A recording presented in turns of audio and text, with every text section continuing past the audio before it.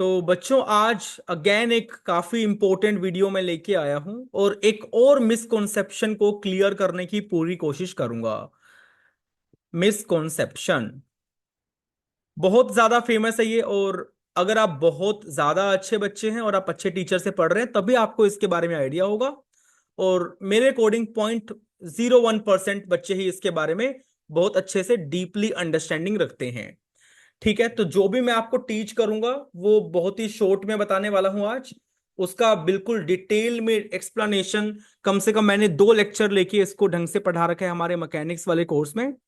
ठीक है, जो आप चेकआउट कर सकते हैं हमारे पोर्टल पे जाके। लिंक्स आपको डिस्क्रिप्शन में मिल जाएंगे बच्चों। तो मिसकॉन्सेप्शन क्या है, मैं जल्दी से स्टार्ट करता हूं। आप सबने कर्वी लीनियर मोशन में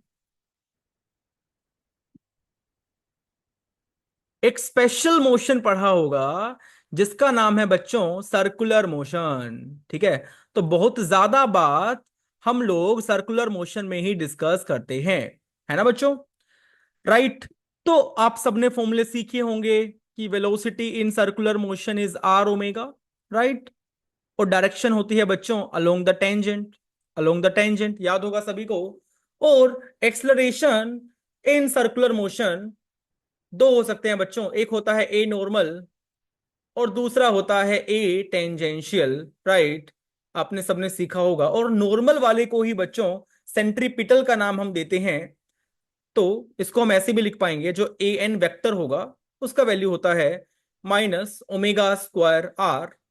ठीक है बच्चों, you can say n cap. और ज्यादा फेमस रिलेशन आपने ये देखा होगा, दिस नंबर। बट आपको बताया था बच्चों रेडियल अलग होता है, नॉर्मल अलग होता है, तो ज्यादा परफेक्ट जो वर्ड होगा इसके लिए वो नॉर्मल होगा। ठीक है, तो अगर मैं मैग्नीट्यूड की बात कर लूं तो ए नॉर्मल, या बच्चों जो ए सेंट्रीपिटल का तुमने फॉर्मूला सीखा है वो फॉर्मूला होता है ओमेगा स्क्वायर आर, जिसको आप ऐसे भी लिख पाएंगे वी ओमेगा, जिसको आप ऐसे भी लिख पाएंगे बच्चों वी स्क्वायर बाई आर। ठीक बात। तो मेरा क्वेश्चन अब शुरू होगा। क्वेश्चन ये है बच्चों, जो स्पीड वाले फॉर्मूले में ओमेगा आ रहा है, देखिए ध्यान से, ये वाला omega, I hope you can see this. और बच्चों सेंट्रीपिटल वाले में जो ओमेगा आ रहा है, जब भी मैं जनरली स्टूडेंट से पूछता हूं तो वो कहते हैं कि ये दोनों ओमेगा सेम हैं। वो कहते हैं कि ये दोनों ओमेगा सेम हैं।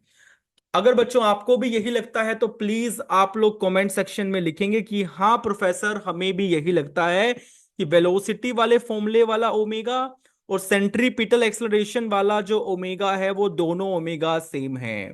क्या आपको यही लगता है बच्चों? अगर हाँ है तो कमेंट सेक्शन में लिखिए। लेट मी क्लियर, ये दोनों ओमेगाज अलग अलग हैं। जब भी मैं क्लासरूम में बच्चों से पूछता हूं तो बच्चे कहते हैं हाँ सर ये दोनों ओमेगा सेम हैं और ये दोनों पार्टिकल के ओमेगा है, तो मुझे अंदर ही अंदर थोड़ा सा उनकी मासूमियत पर थोड़ा अफसोस भी होता है और थोड़ा हंसी भी आ रही होती है, यार ये बच्चे कितने नादान हैं, इनको बेसिक लेवल की थियोरी क्लियर नहीं है। राइट। तो बच्चों ये दोनों ओमेगा अलग अलग हैं, और ये ओमेगा किस किस के हैं बच्चों मैं आपको जल्दी से बता देता हूं। ठीक है, अगर आपने रोटेटिंग वेक्टर का आइडिया बहुत ढंग से डिस्कस किया होगा तो आपको ये डाउट कभी नहीं आता, जो कि मैंने मैकेनिक्स वाले कोर्स में बहुत डिटेल में डिस्कस किया है बच्चों, और ओलंपियाड वाले बैच में भी बहुत डिटेल में डिस्कस किया है। ठीक है, अभी मैं आपको शॉर्ट में बता देता हूं बच्चों। ये जो ओमेगा है, ये ओमेगा जो है बच्चों, जो स्पीड वाले फॉर्मूले में आ रहा है, ये है omega of the position vector. ठीक है बच्चों, और ये जो ओमेगा है ये है omega of velocity vector.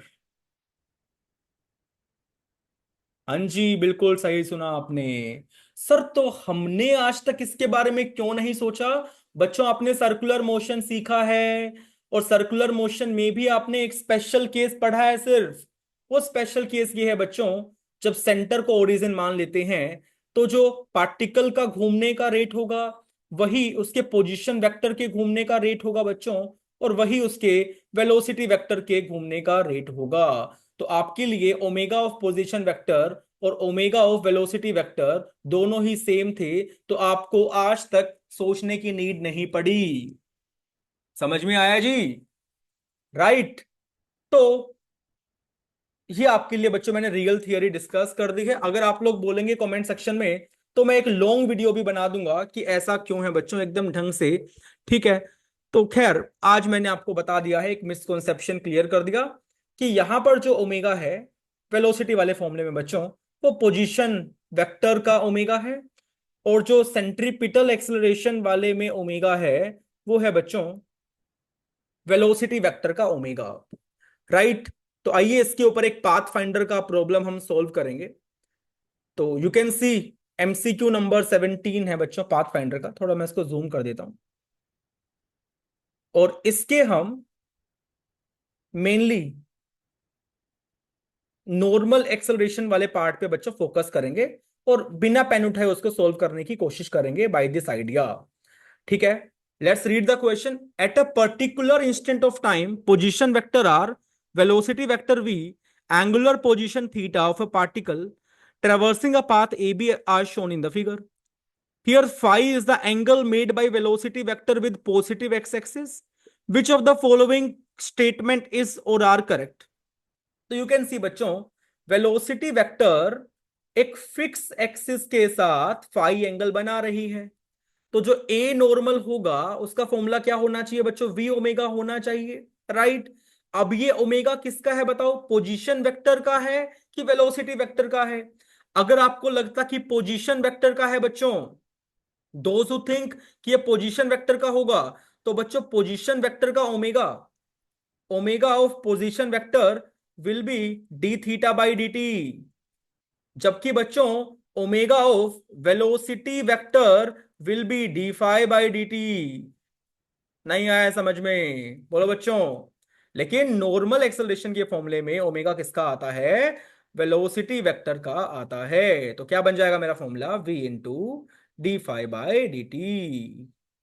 Is this okay बच्चों? क्लियर हुआ भी कि नहीं हुआ तुम्हें?